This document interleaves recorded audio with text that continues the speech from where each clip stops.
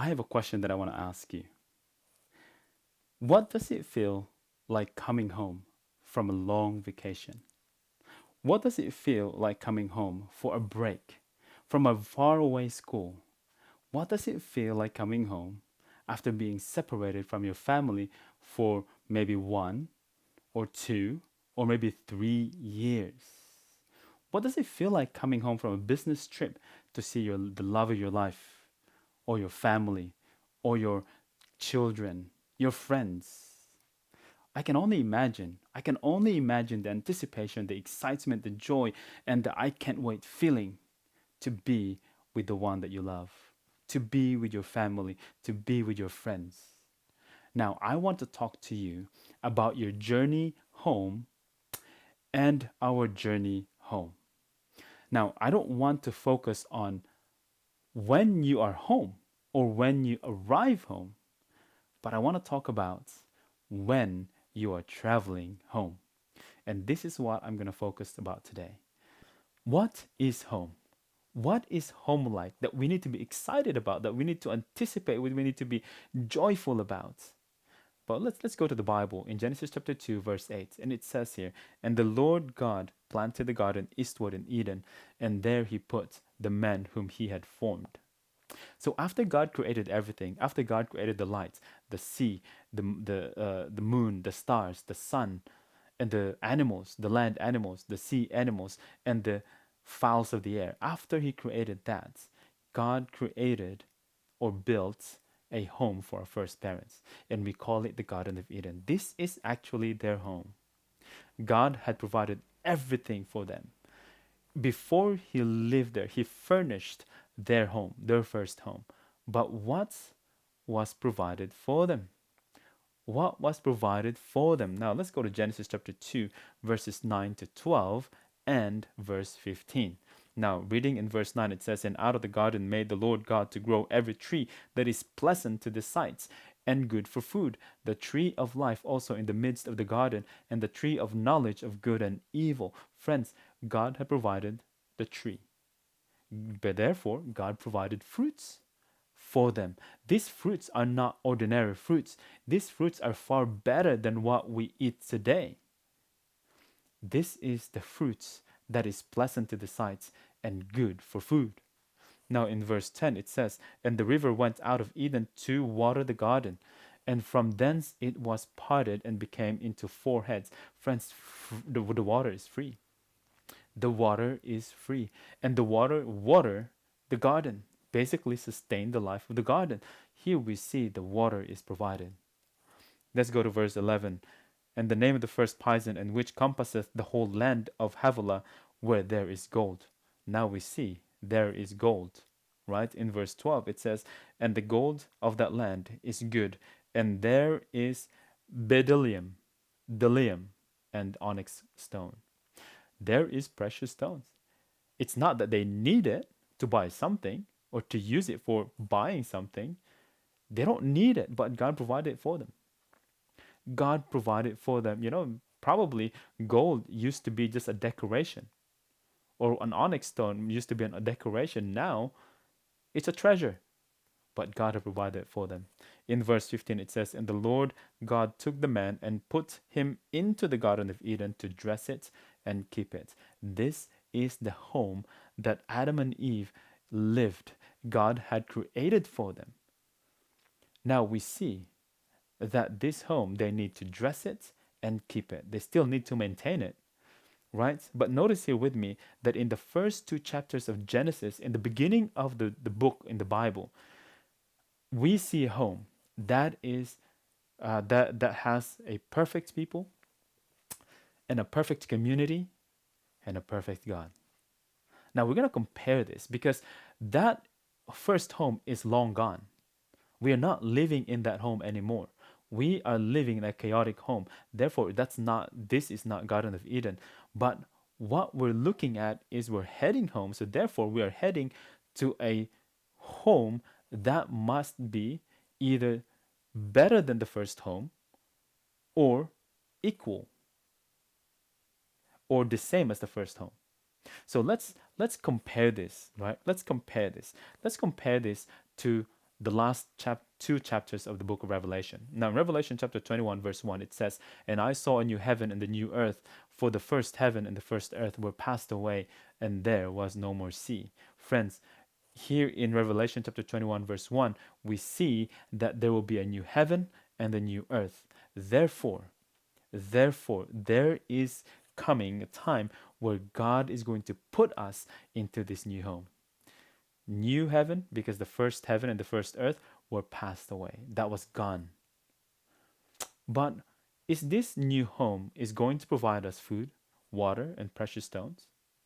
Go with me to verse 6 of Revelation 21. It says, "And he said unto me, It is done. I am Alpha and Omega, the beginning and the end. I will give unto him that is athirst of the fountain of water of life freely." So, what is given to those that are athirst? Water. Friends, we are given water freely. You don't have to pay for it. And it's a fountain of waters of life freely. In the book of Genesis, the water is provided. That waters the Garden of Eden. In the book of Revelation, water is also provided. That will be provided to water the whole land and for us to drink.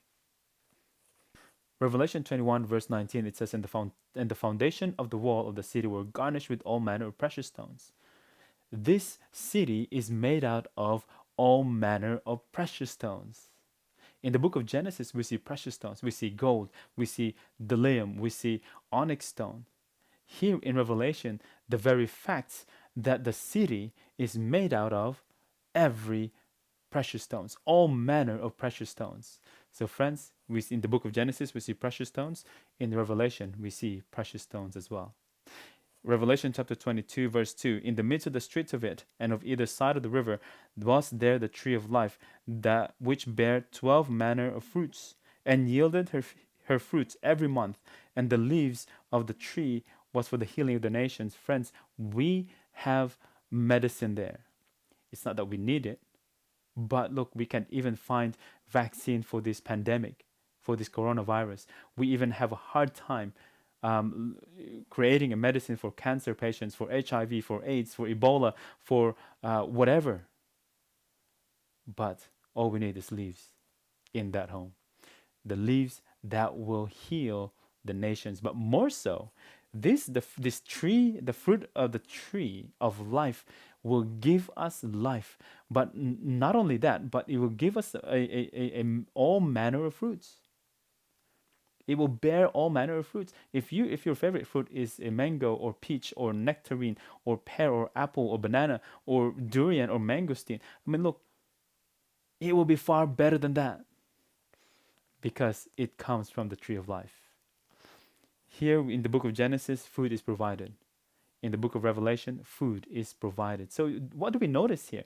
We notice that in Genesis, we see perfect people, we see perfect community, and we see perfect God.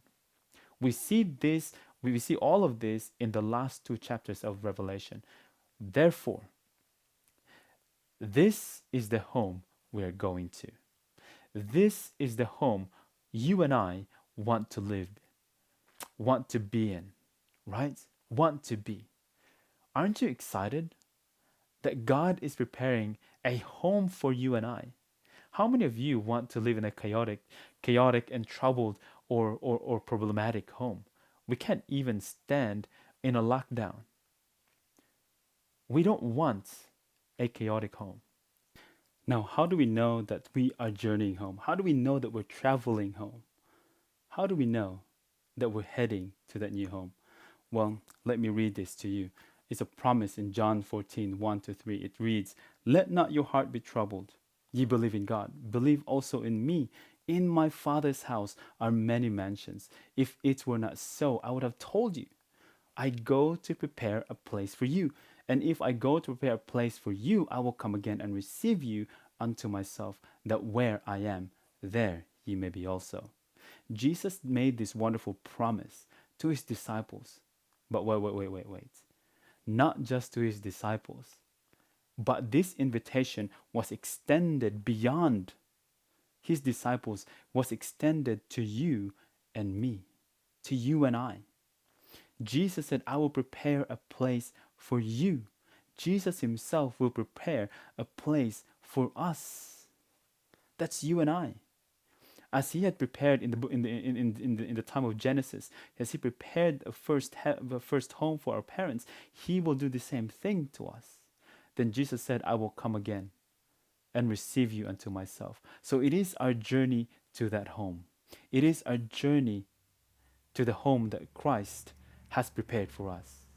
That where he is, that there we may be also. So this is an invitation of Jesus Christ, from Jesus Christ to you and I. Now the question is, do you want to be in that place that God has prepared for you? Do you want to be in that new home? Now we have to ask the question as well, right? We have to ask the question. If we are traveling home, something must have happened in the first home, right? So the question is, what happened to the first home? And when did home become chaotic and troubled? When did home become chaotic and troubled? And if it did, is there something that we can do to make it peaceful and joyful again? Is there something that we can do? How can we make it to that new home that Christ has prepared for us? How is the question that we need to answer as well. Now remember, our journey home is with great anticipation. I hope you're excited. Is with great excitement, is with great joy, with great happiness that words cannot explain. Even feelings or emotions cannot feel. Friends, I want to invite you, personally invite you, to join me in our Journey Home series. And this will help us understand what happened to the first home and how can we make it to the new home. Friends, we are traveling. We are traveling together, and let's get excited together. And I hope and pray that you would also get ready, and I also get ready to go home. May God bless you, and we'll see you next time.